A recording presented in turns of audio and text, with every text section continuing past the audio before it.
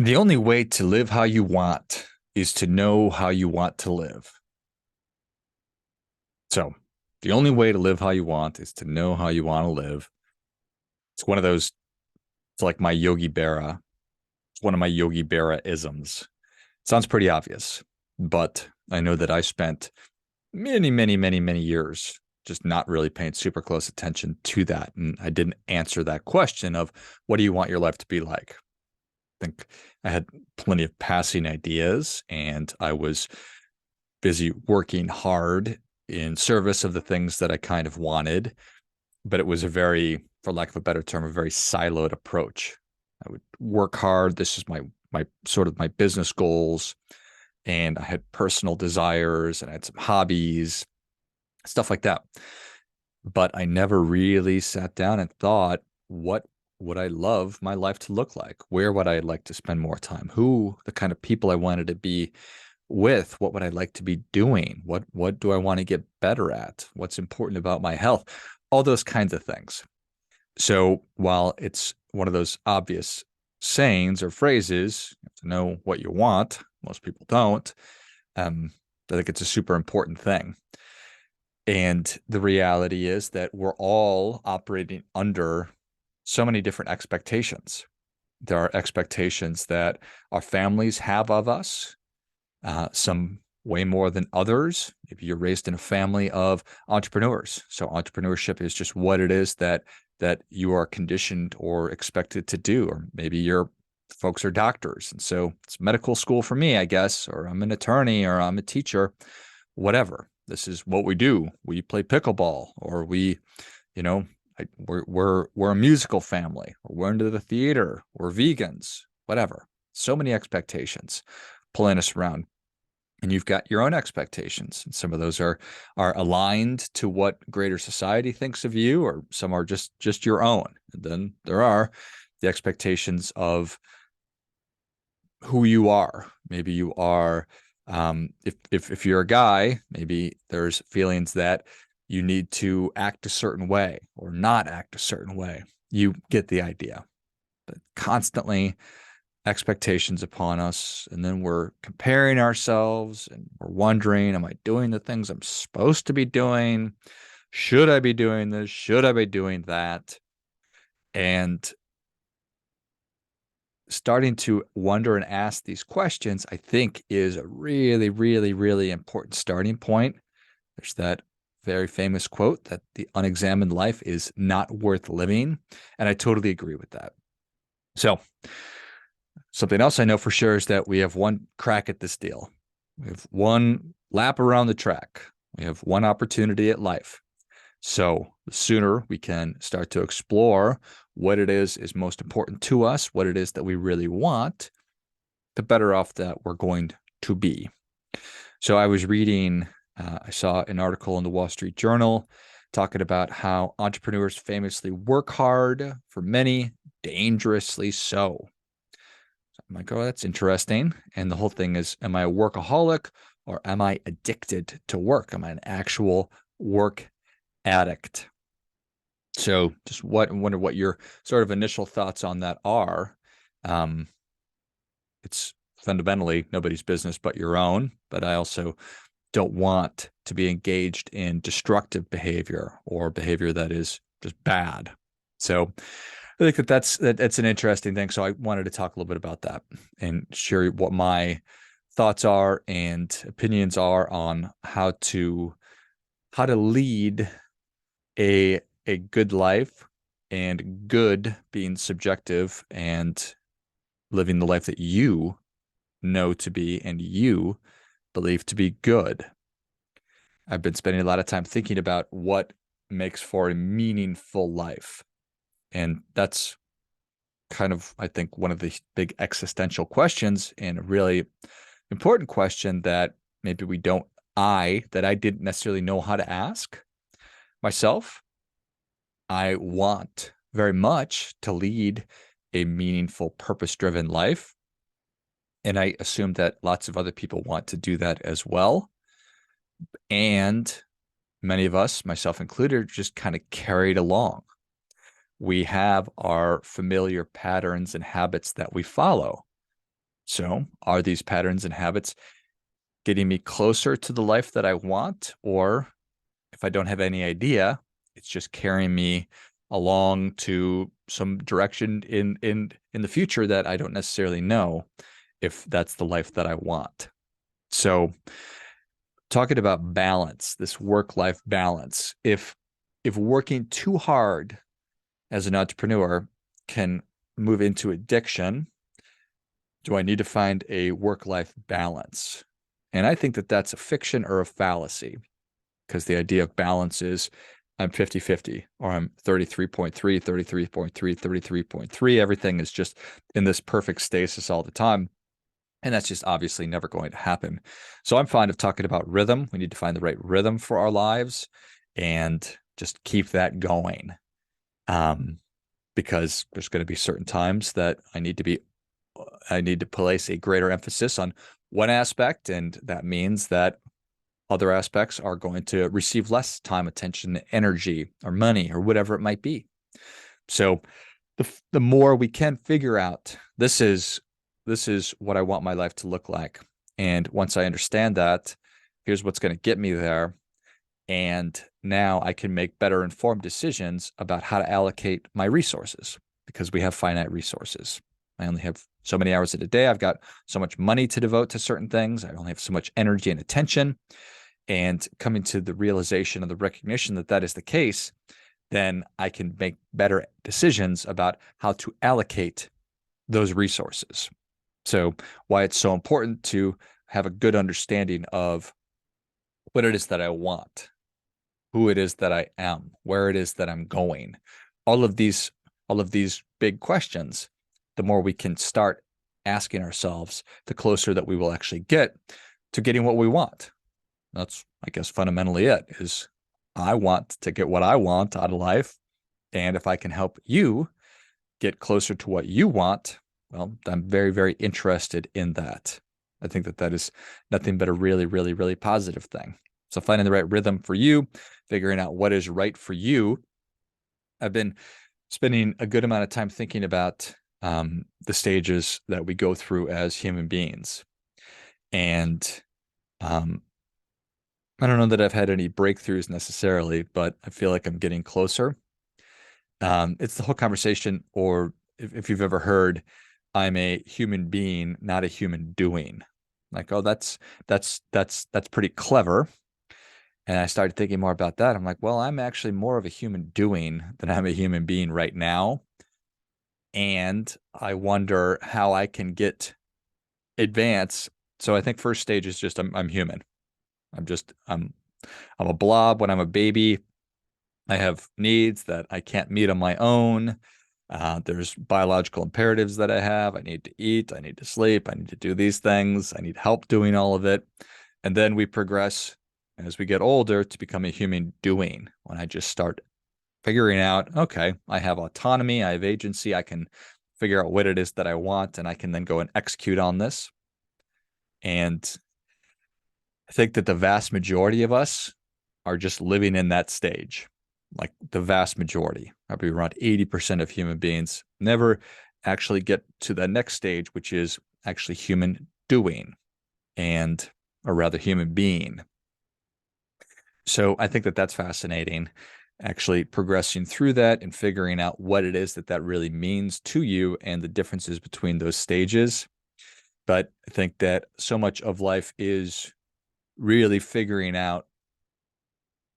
ourselves out. It's doing that examination of our lives.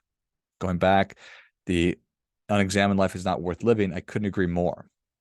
So in the context of entrepreneurship, it doesn't mean that everybody needs to be an entrepreneur. It doesn't mean that you need to own a business or anything like that, because that could be right for you. I think something like 7 to 10% of the population are entrepreneurial in nature. They're this driven kind of a gene that get up every morning and they want to drive towards something. That doesn't mean that that's right for you. In fact, it could be the exact wrong thing for you, and you might be the most unhappy entrepreneur in the world. Same thing goes for really everything in life. You need to figure out what it is that you want, figure out the work that you want to do, and figure out if, okay, is that lined up? If I start doing that, am I going to be happy doing it? Am I going to be happy for doing that long term? So whether that's entrepreneurship or a certain kind of field or whatever, we need to be asking ourselves these questions. And once you recognize or you're getting closer to that, because it's not a game of perfect, I think that the number one human trait that our prime directive, rule number one for human beings, is that we need to constantly be progressing towards something. I need to be consistently improving and getting better. I'm learning new information. I'm achieving mastery. I'm exploring new things. I'm a curious person, and I'm constantly evolving, doing, and moving towards more of a human being. So constant progression in service of doing what you think really matters. And this is at the heart of I think all of it, because if I'm addicted to work, I'm a workaholic. Well, if you're doing what it is that you believe to be purpose driven, if you're engaged in work that you believe to be really important, if it is your work, then I question whether or not that's a bad thing. And the article goes and provides a lot of nuance into what tips you over from being a workaholic to being an addict. And it makes a lot of sense. There's certainly behaviors that are self-destructive. And what I'm interested in, and I'm sure that you are, is having a sustainable life and keeping all the plates spinning at the same time. If you have a family, having a healthy family, great family, familial relationships, having successful work life, and whatever your hobbies and interests are, those are super, super important. But we need to figure out what matters. So I'd like to talk about how goals equal what it is that we want. So it's a human superpower to think about what you want your life to look like. Then you can make plans and execute that and bring that desired reality into your, into your current reality, the desired future to your current reality kind of a thing. Beliefs, that's who you actually are. So it's your operating system. It is your values. So your beliefs are how you take in new information and make decisions about it. So we need to have a deep understanding about what our beliefs are, if they're serving us or if they're not, and how do we go about changing that, and then what our values are, because that really is the filter through which we make decisions about going back to how I'm going to be allocating my most important resources. So we need to know that and get really clear in that. And then habits are what you do. So, okay, what are my current habits? We all have habits that we're doing. And I think the critical question there is take your habits out to their logical conclusion. So if I keep doing what I'm doing, what am I going to get? What's the best possible scenario? If I keep doing exactly this, what's the best thing that's going to happen? What's the most likely thing that's going to happen? And what could happen? And if those are good answers, well, then keep doing it. Or if you ask yourself those questions, this is me in my 20s, if I'm going out and being social on Thursday and Friday and Saturday, what result is this going to get me long term? And is that good? Was that sustainable? For me, it wasn't. The answer was a resounding no. That's not going to get me to where I want to go. That doesn't mean I stopped doing it altogether. It just means I stopped doing it so frequently. So anyway, you make the decision, but just take it out to its logical conclusion and ask yourself, is this getting me what I really want? And then purpose equals why it is that you're doing things. So I think that in order to lead a purpose-driven life, there are 4 things which need to be present. Number 1 is you need to have the belief that your existence is a really, really wonderful gift, and be grateful for the life that you have, the skills that you have, for the person that you are. It's having a sense that you are worthy of the life that you want, of the goals that you want that are yours. Again, the only way to live how you want is to know how you want to live. And once you figure out that yes, this is what I truly want, I can have this, I'm worthy of having it. I think that you even deserve it, but you're not entitled to it. So really important differentiation there. You're worthy of it, you deserve it, but you need to work for it because nobody's just going to hand it to you. So number one is a belief that and a grateful attitude towards your existence. Number two is I believe that the world expects more of me than it does from other people. So I think that adopting that expectation of yourself is a really critical thing. Okay. So expectation, the world expects more of you than it does for other people. The next thing is we need to know what matters. Super obvious, but super important. What matters? What is important in every stage of your life? What matters? Where are the opportunities for you to help, to pick up, to accept responsibility? Look at every aspect of your life: family, work, wellness, personal development, peace of mind, with your money. What are the things that are critical, that matter? And start doing those things. We take action. So once you know what's important, once you know what matters, once you know this is here are the opportunities for me to be a difference maker, then you start doing those things.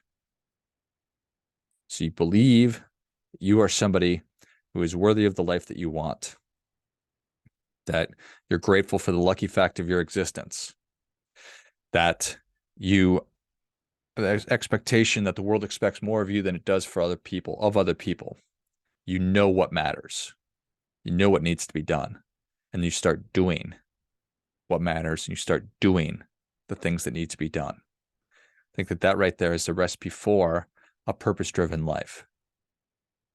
And again, it's really important to look at it in total, to look at your life in the really critical areas. I talk about 6 areas, 6 key areas, which I've talked about ad nauseum, but I don't know that it bears repeating right now. But really doing what matters. And I think that if you're able to put all those things together, that's the recipe right there.